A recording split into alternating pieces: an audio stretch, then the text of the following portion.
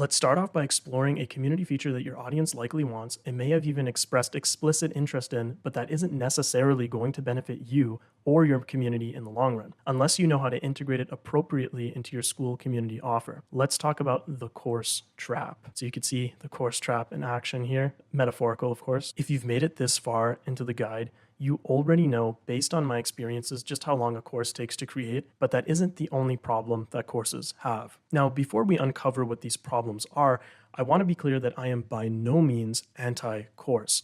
That is, I understand the value of them, I love learning from them, and I even enjoy making them. But you have to understand that communities don't have to have courses in them to be of immense value, and I'll explain why. All too often, I see beginners on Skool not launching their Skool community yet because they believe that they need to build a course and have the courses available in the community on day one. And what's even worse about this is because a course takes so much time to build, there's so much research involved in it, there's so much development involved in it. What happens is that oftentimes these beginners who want to create a course before they actually launch their community, they don't end up ever finishing that course because it's just too much to build out. It's too much of a daunting task, too large of a project for them to undergo, especially if they're creating videos on the side or other content. And so they just abandon the project altogether. And as a consequence, abandon building their Skool community, which was the goal in the first place. So let's not do that, right? And so the question is, why do beginner community builders, and myself included when I got started, believe that they require a course in their community for it to be worthy of launching? Where was it written that you need to have courses in your community? Just because Skool has a classroom tab to host courses, why must it be used? Well, chief among these reasons is that courses are perceived as highly valuable features. Not only do prospective members perceive your catalog of courses as valuable and are therefore more likely to join your community as a result of them being hosted there, but you also perceive your courses as valuable due to the amount of time and effort that you poured into them. So where exactly is the problem here? Aren't both members and management satisfied in this instance? Yes, they are, but there is a catch. Once a course is viewed by a member, its perceived value diminishes. Just like how a brand new car loses value when you drive it off the lot, a course loses its perceived value the moment it's watched.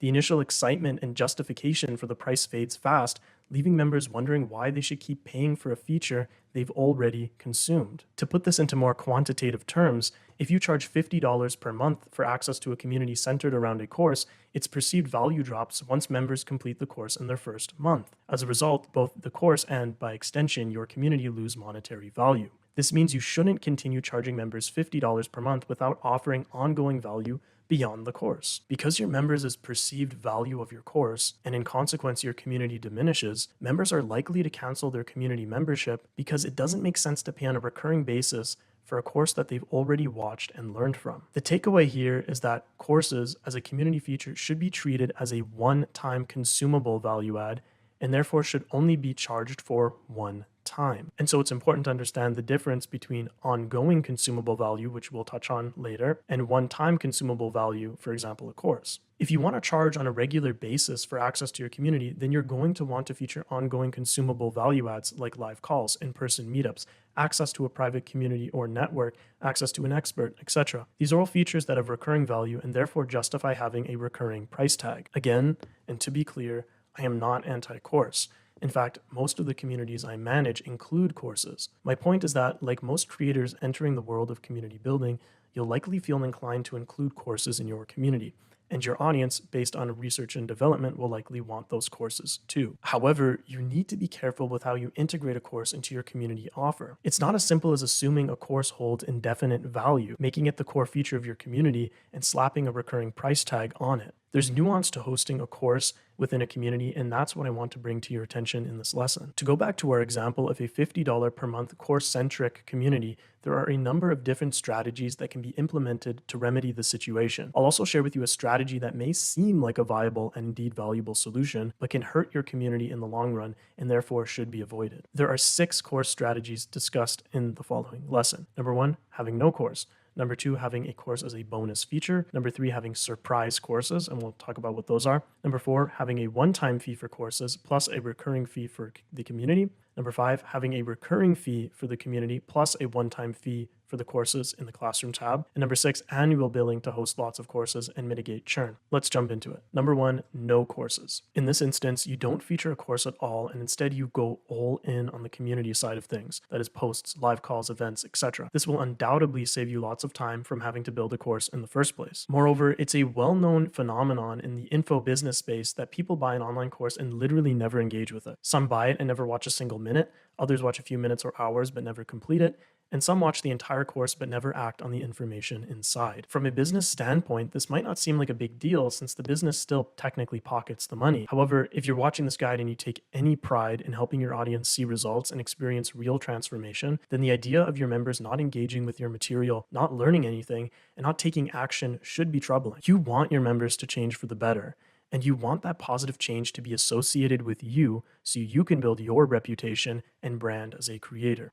However, since you're likely an educational creator watching this guide, this zero course approach isn't going to be a realistic option because you probably intend on imparting some kind of information or theory to your audience through your community, which brings us to the next strategy. Number 2, a course as a bonus feature. A similar tactic involves having courses but not positioning them as the main focus of your community's feature set. In this case, think of your courses as bonus add-ons to your core offer or cherries on top of your core community's feature or features. And you can think of this as the carrot on a stick method. In these cases, you're leveraging the perceived value of courses to convert prospects into community members without making the course the main course, for lack of a better term. You basically get to have your cake and eat it too. That is, you capitalize on the appeal of courses without losing members once they've completed them because courses were never emphasized as the main draw to begin with. The key is setting the right expectation up front, positioning the course as a bonus or extra cool thing that just so happens to be in your community rather than it being the main draw itself. When members view courses as a cherry on top rather than the whole cake,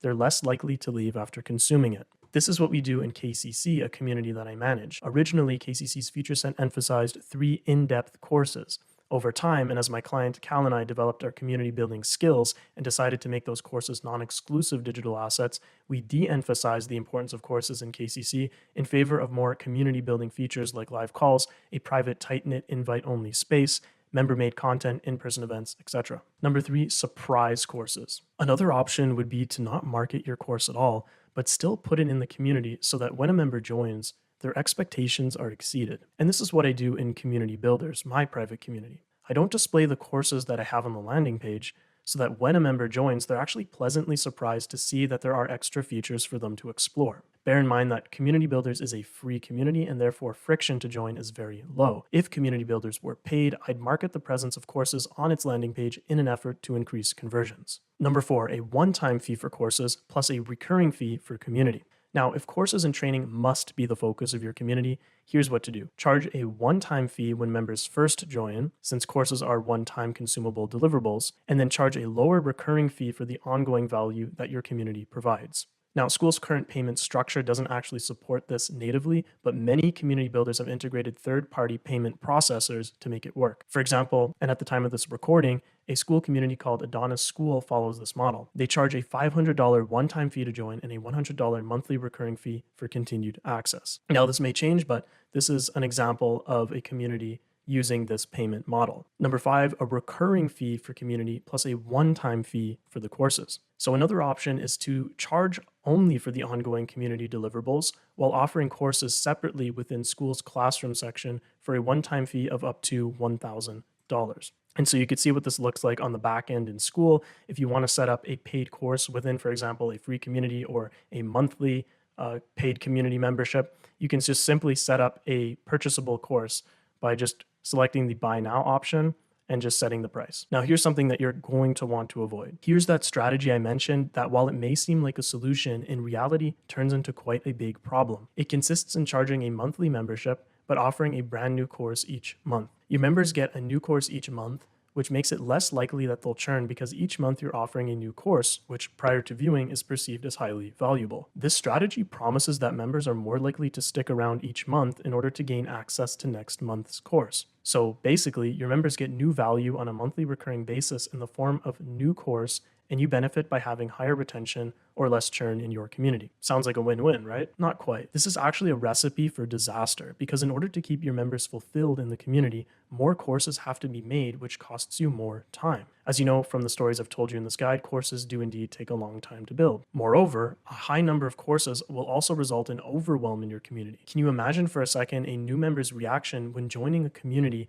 that produces a new course every month? What if he joins 3 years in? This member will likely be intimidated at the idea of having to catch up with 36 several hour-long courses. And if he can't catch up with them or even watch a significant portion of them, he's likely to leave because he's not getting his money's worth. This is why communities with lots of courses eventually see high churn. For example, there was a time when, again, to use Adonis School, this particular school community as an example, it was pumping out a course pretty much every month, and it went from around 2,000 members to around 600 now. There were other reasons that played into this high churn, but in my opinion, as a community builder, I suspect that this course-centric strategy played a significant role in it as well. So here's the question. Why do people actually fall into this trap? Now, it probably has to do with the fallacy that more must equal better, which just isn't true. Of course, having covered the concept of overwhelm in this guide, as well as the idea that you should have no more than 3 core features in your community, you know that when it comes to community building, that less is actually more. You see, people often confuse the community business model with that of the course business model. These business models indeed overlap quite a bit, but they're not the same beast and therefore should not be treated the same way. Differentiating between a course business model and a community model could be its own video topic, so I'll restrain myself and continue instead by sharing with you a strategy for featuring lots of courses in your community while mitigating churn, which takes us to number 6, annual billing to host lots of courses and mitigate churn. Doesn't necessarily have to be lots of courses, but if you're going to have lots of courses, this is definitely a good solution for you to implement. This strategy involves billing annually, as churn tends to be lower with annual memberships due to the look-back window effect. Now, this effect occurs when a member reflects on the value they've received from your community over the past billing cycle. And now annual billing extends the look-back window to 12 months, giving you more opportunities to provide value compared to a monthly billing cycle where the shorter period limits the number of significant value adds you can deliver. And I learned about this effect from entrepreneur and content creator Alex Hormozi. I take no credit for it. Now let's dive into the figures. A study conducted on around 20,000 membership businesses found the following churn rates. Businesses charging monthly memberships had an average churn of approximately 10%, and this is roughly about 20% monthly churn on Skool to be exact. Businesses billing quarterly had about approximately a 5% churn, and businesses billing annually saw just approximately 2% churn. So it's clear that billing annually is in your best interest to reduce cancellations and collect more cash up front. Skool also offers the option to charge both annually and monthly at the same time, allowing you to offer your audience a choice of billing cadence. Now let's connect this to course strategy, returning to our example of a $50 per month course-centric community. If the focus is on courses, you'll likely experience around 20% churn each month because after completing your course, members will reflect on what they've gained from your community over the past month and will likely only see the value of the course they completed. Since courses lose value once they're consumed, your members might view the community experience as lacking in value and decide to leave. However, with annual billing, the look-back window extends to 12 months, giving you more time to deliver ongoing value. When members reflect on their year-long experience in your community, they'll see the accumulated value. And if you drop multiple courses throughout the year, for example, 3 new courses, your annual members will feel they've received multiple value adds during a single billing cycle, making them more likely to stay. And this is the strategy we use in Legion, a course-centric community I oversee. In Legion, we bill annually, and as of this recording, this approach has resulted in a 0.81% less than 1% churn rate over the past 30 days, about 20 times lower churn than the average school community billing monthly for access. So if your community focuses on courses, annual billing is the way to go if you don't want your members churning quickly. Stop offering courses as the main draw, as they tend to lose perceived value over time and therefore lead to higher churn rates in your community. Treat courses as an add-on or bonus feature rather than the core offering. And thirdly, keep offering ongoing consumable value that justifies recurring payments, such as live calls, in-person events, and a private network. Again, if you're starting a school, I put my affiliate link in the pinned comment as well as the description of this video. If you use it, I'll send you my launch checklist and you'll be able to book a free setup consult with me.